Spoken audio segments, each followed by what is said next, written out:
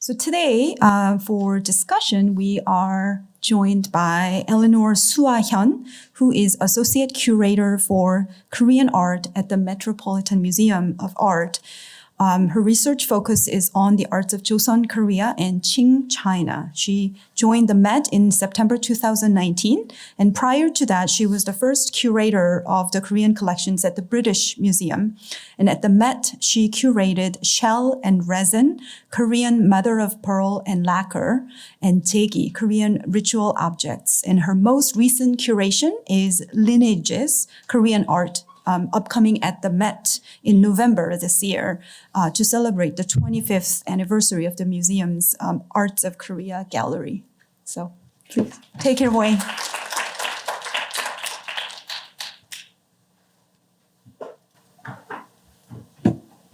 Thank you all. Thank you all for being here, and then all those who are actually watching online or going to watch a streaming service. Let me figure out a way to put my computer. We'll see. Somewhat different from this morning's panel, the two presentations today at this one is on a subject that we've actually been researching a lot in the last 20 years or so, when they first sort of came onto the scene in the mid-90s. So in that sense, it really does show sort of the range of different topics that are being addressed in this conference, which is really great. At the same time, even though it has been 20 years, these two papers have presented us with objects that some we think we've known for a long time, but yet has highlighted aspects that we have not really thought about. And so that's quite exciting. Before I delve into the two papers, I want to sort of go on a tangent, but really talk to the students that are either watching or in the room, because in the sense of whether it's tekgori or still life paintings or munbangdo or however you're going to talk about it, a lot of times people think it's been a subject that has been well trodden. And lately, most recently, I've had a few students come up to me and ask for some advice. And I was saddened to hear that a couple of them had said that they had been discouraged from going into studying Joseon paintings because there wasn't that much to study anymore. And and I was like, what? That's insane. And if anything, these two papers have shown us really how much there is to still study. So I want to encourage those who are out there to really go where study the thing that you want to study. And if it's Joseon paintings, please do so, because there is still so much research that has to be done, and there's still so much work that has to be done. And just because something has been studied for a long time doesn't mean that it can't be revisited through the various different lenses of research, whether it's iconography, materiality, mediality, and today we're doing it through the lens of gender. So I encourage you to do that. Don't follow the popular current trend of doing modern and contemporary. No, I'm just kidding. If you want to study modern contemporary, go ahead. But just as it just shows how much there is room for new research, re-examination, whether it's on a topic that's been studied for 20, 25 years, or say a topic this morning like embroidery that has been studied at all. So now going back to, that's my little pitch, shout out to students out there. Now going back to these two papers.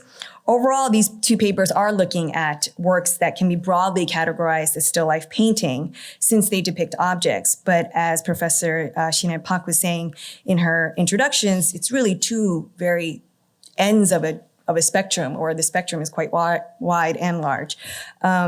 With Professor Cha-Won Lee's paper looking at a very specific type of iconography and a specific type of format, and Professor Chung looking at the other end of maybe a stylistic spectrum, looking at a specific subset of tekgori or munbangdo paintings.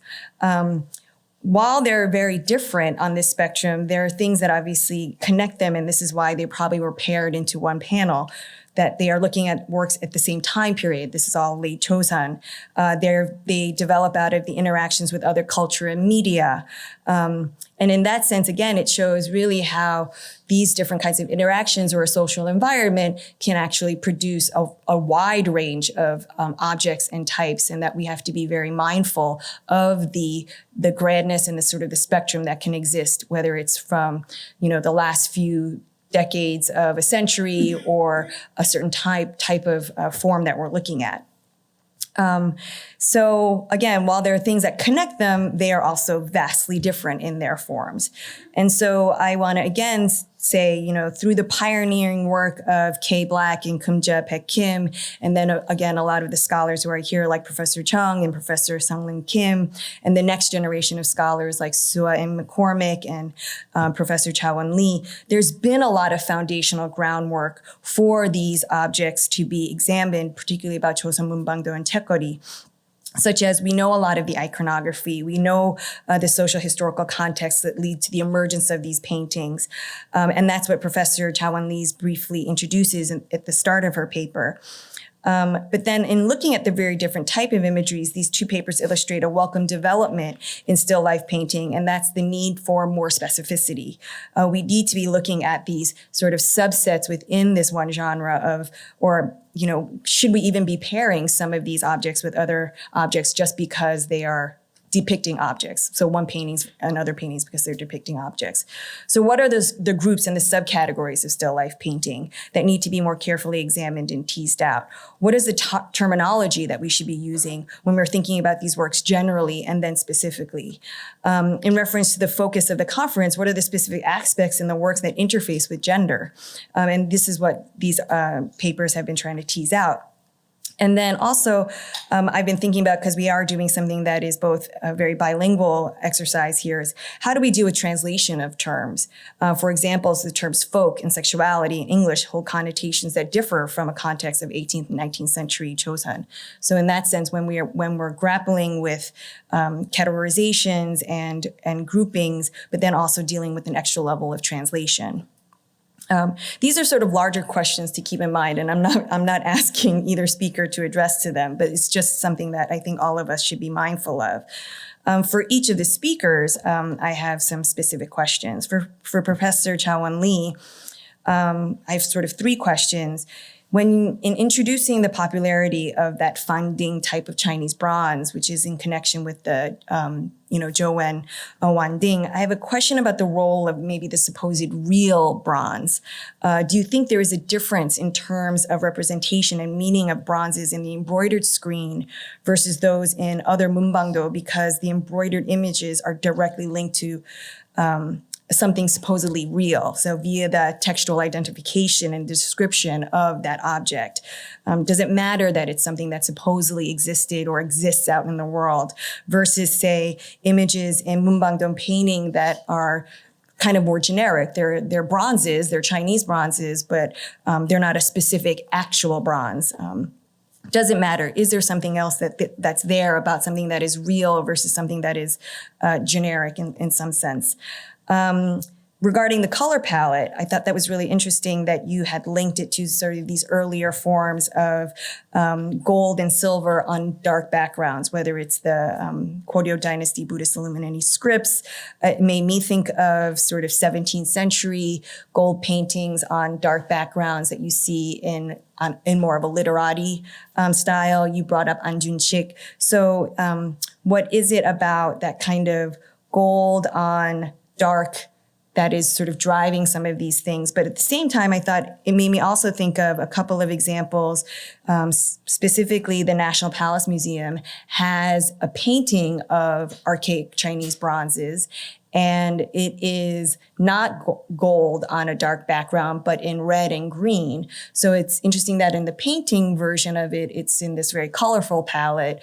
The embroidered ones are often this gold and dark background. So is there something about embroidery in particular that is driving this kind of color palette of gold on indigo? For the Met one, it's on indigo satin. And last, the question is about focusing on the embroidered screens in women. You briefly mentioned female embroiderers as producers and royal court women using these screens. Do you have sort of more information on these women, such as like Empress Myeongseong and her interest in bronzes? Are they interested in bronzes the same way that we often interpret men being interested in bronzes? There might not be any answers for this, but we often think of these bronzes to be examples of Confucian statecraft, and Confucian statecraft being something very about sort of male. Performing one's maleness, being sort of a male Confucian. So for these women, is it in the same way? Or are these objects more about erudition and learning in general, as women are having sort of greater roles in the late 19th, early 20th century? Or is it really just about collectibles, as women are around objects as collectibles, so it doesn't have to actually be about some sort of political notions? Again, I don't know if there are any answers to this. Thus, I'm asking those questions. For Professor Chung, I sort of have two questions. One of them has to do with terminology. And I know for some of you, if you went to the Kansas conference in 2017, I've been kind of harping on terminology for a long time. But it's something that I grapple with, particularly with 문방도. So in your paper, you use sort of three main terms to sort of categorize sort of subsets of the paintings. And one of them is 궁중 책거리, so court 책거리, 민화 책거리, which is folk 책거리. And then you also use 분석화 as another kind of example of, not of still life painting per se, but of another sort of a painting genre that coexists at this time. And so for me, I always wonder, like, court tekuri art, is that predominantly being referred to as a bookshelf type of painting? Is that what sort of defines what court tekuri is? If it's not that, then how are we supposed to think about court tekuri? Is it only the ones that have the name of the court artist on a seal? I always find it a little murky to how to figure that out, that kind of category for that. And then for punseokwa, I was wondering, is it only really for paintings with figural depictions, or is there sort of a overlap, or in the Venn diagram, is there something that's with punseokwa and minhwa that kind of overlap and connect? And if that's the case, then how are we supposed to sort of tease out? And one of the reasons why I think I harp on this kind of categorization while still trying to challenge it is because minhwa is often referred to as folk. And I feel like folk is a very misleading term in many, many ways. And so if we are going to be dealing with terminology and then translation of terminology, I think we have to be quite careful, or at least be trying to sort of tease out where those parameters are. The second question I have has to deal with more about some of the details that you've shown. So, for example, the example with the knife and the watermelon, it's one panel in a set of panels. So I know in reading that panel and reading it as related to women and maybe an agency of women sort of rejecting being just a repository to make babies. But in that sense, when you think about that panel within the set, what is it in the part and the whole in some senses? The same with the image of the woman seated with the book and the fan. Is it one panel in a set of panels, or is it just a single image? Because I also feel like then that kind of the placement and the reading then is just, again, is it a detail and something larger? And is that larger object also referring to all of those kinds of readings that are happening? Or maybe it's all too narrow, and maybe these questions are all too narrow to begin with. Maybe it is, like you said, you showed an image where you had female objects and you also have male objects. So are all these objects then actually gender neutral and it's for everybody? But those are sort of the places that I was kind of wanting some clarification and just a little bit more information. Thank you.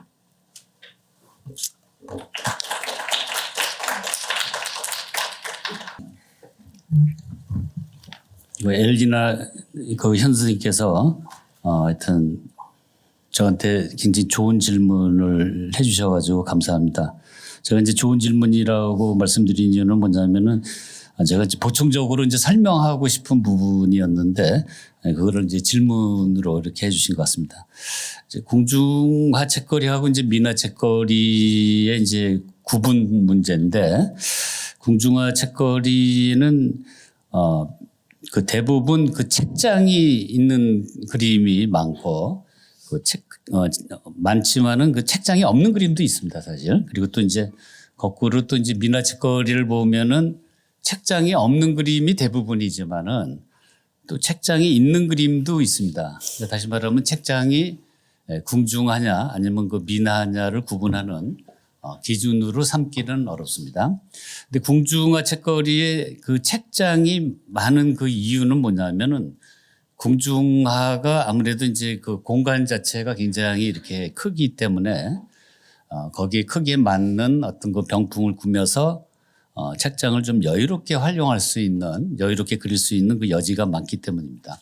그러나 이제 미나 책거리는 이제 공간도 선민의 집들이기 때문에 공간도 작아지고 그래서 이제 그 병풍의 그 크기도 이렇게 작기 때문에 책장을 꾸미면은 굉장히 복잡한 구성으로 이렇게 보입니다. 그래서 미나 책거리에는 책장이 있는 그림보다 책장이 그 없는 그림이 더 많다고 볼 수가 있습니다. 그 다음에 이제 그 풍속화하고 이제 미나의 관계고, 이 내용은 제가 이제 가장 많이 받는 그 질문입니다. 왜냐하면 이제 풍속화하고 미나가 이런 거 하류계층의 그 문화인 그 포크 아트하고 관계 있는 걸로 보통 이제 생각을 하기 때문에 그게 이제 비슷한 걸로 보이지만은 사실은 그 분류하는 기준도 다르고 또 그 정의한 그 개념도 다릅니다. 풍속화는 그 사람들이 살아가는 그 일상생활을 그린 그림을 말하고 미나는 이제 민간 백성들이 좋아하는 이런 그림이기 때문에 거기에는 꼭 이런 풍속화 인물뿐만 아니라 뭐 동물, 뭐 화조, 산수, 정물 등 아주 다양한 이런 그 소재가 등장을 합니다. 그래서 이제 우선은 그게 비슷해 보이지만 다르고, 그리고 이제 풍속화는 이제 그 내용에 따른 분류입니다. 다시 말하면 이제 우리나라 회화를 뭐 산수를 그린 산수하냐, 아니면 새와 꽃과 새를 그린 뭐 화조하냐, 동물을 그린 뭐 영모하냐, 아니면 뭐 초상하냐, 또는 이제 뭐 책거리를 그린 이런 정물하냐 이렇게 하듯이 그 내용에 따른 분류이고, 그 다음에 이제 그 미나라는 거는 수요 계층에 따른 분류입니다. 그래서 어떤 그 왕이나 그 궁중을 위한 그림을 우리가 이제 궁중회화라 그리고, 또 이제 사대부들이나 문인을 위한 그림은 이제 사대부화 회화 또는 문인화라 그리고 백성들을 위한 그림을 우리가 미나라고 합니다. 그래서 풍속화하고 미나가 서로 이렇게 겹치는 부분도 있지만은 하여튼 그 분류 기준 자체가 다른 데서 나온 개념이라고 말씀드릴 수가 있습니다. 그다음에 이제 두 번째 질문은 그 수박을 이제 그 장도로 이렇게 푹 찌른. Can I interrupt for a second? I was asked to provide a summary, so I will not give all the details, but 2 points that Professor Chung made. One is in response to the question about how do you distinguish court paintings from minhwa folk paintings in terms of 책거리, within the 책거리 genre, because as Professor Chung also explained, some of them they all have books, but and scholars accoutrements, but the court paintings tend to have the bookcases depicted in them and seem more spacious. Things are more sparsely positioned, whereas minhwa the object tended to be smaller, and then there are more objects crammed into. And he explained that it's probably kind of the spatial need to seem more either grandeur, have more grandeur, or to place in a smaller space, especially for the kind of minhwa type of 책거리 where a lot of objects can be crammed into a smaller space that will go into a small space. So there are those sort of kind of material differences that you can think about within the 책거리 genre. The second response was in response to the question of categorization, especially 풍속화 and minhwa, so genre painting and then folk painting. What's the difference? It's the most commonly asked question for him, and there are overlaps, and yet the criteria are different, definitions are different. One is that 풍속화 really addresses what's being depicted. It's the quotidian, the depictions of the quotidian existences, whereas minhwa, it's more the targeting audience who are buying, who are sort of commissioning. So it's more of paintings that were created, I'm going to add sort of commercially for popular consumption. So that was his response. Thank you. Second question. 세컨 퀘스천은 아까 저한테 주신 거하고 조금 다른데 한국말로 다시 한번 정리해 주시겠어요? 예. 거의 비슷해요. 그냥 어느 정도 저도 지금 기억을 잘 못하는데 어느 정도 그 세부적으로 보여주는 거하고 네. 근데 또 그 세부적에서 이렇게 전체적으로 뭐 있잖아요. 네. 그래서 그 세부적에서는 어느 정도 그 여성의 부분들이 있다고 이렇게 말씀드리지만 근데 그 세부에서 전체로 보면 그러면 그 여성의 부분도 전체적으로도 나타나는 건지 막 그런 점이에요. 예. 제가 이제 사실 이제 2016년에 예술의 전당에서 이제 문자도 책거리 전시를 했을 때 아까 이제 그 수박을 장도로 이제 푹 찌른 그 책거리를 이렇게 이제 전시를 하고 있었습니다. 그런데 이제 그때 이제 많은 그 다른 전공하는 그 학자들이 저에게 이제 많은 이제 도움을 줬는데 예를 들어서 이제 도자기 전공하는 학자들은 그 그림을 보고 굉장히 도자기가 여성적이다. 그리고 또 이제 가구를 전공하는 학자는 또 그 가구가 굉장히 그 여성의 이제 그 안방에 놓여 있는 가구다. 그래서 제가 그때 약간 쇼킹했어요. 왜냐하면 책거리에 여성의 서재가 있다고는 꿈에도 생각을 못 했는데 그런 이제 다른 학자들의 이제 도움에 의해 가지고 이거 여성의 서재구나.